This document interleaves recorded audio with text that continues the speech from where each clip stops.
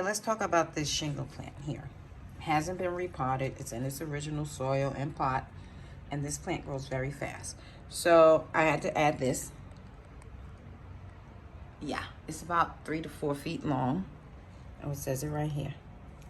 Let's get that length in there. Okay, that's the length that I added to the original piece of wood. This time well, it was my idea, but my hubby did the job. Now there's vines on both sides. You know, the plant is growing on both sides. But this time what we did, we created those little thingies that what you call those things? It's wood, and you make a hole, you drill a hole, and you put that in there, and you add some glue, and you stick the other part on top. Doily, something. Starts with a D or a P or something. Anyway, added that. Now, once we added it, I wasn't paying attention, and the piece broke. The piece would have probably gone about right here,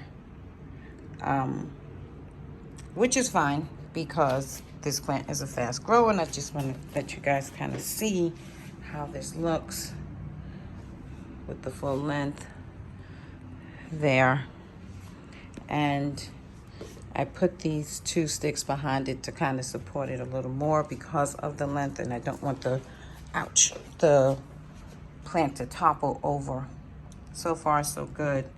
And I kind of have it near this so that if it should fall, I hope it doesn't push any plants down. Anyway, like I said, a piece broke off.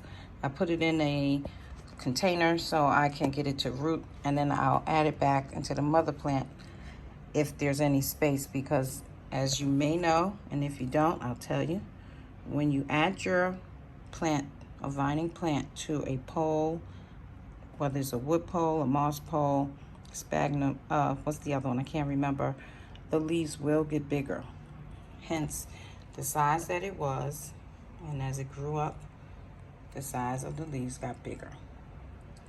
And I'm hoping that I do want to complain and say that the leaves are too big for this pole. So, wish me luck.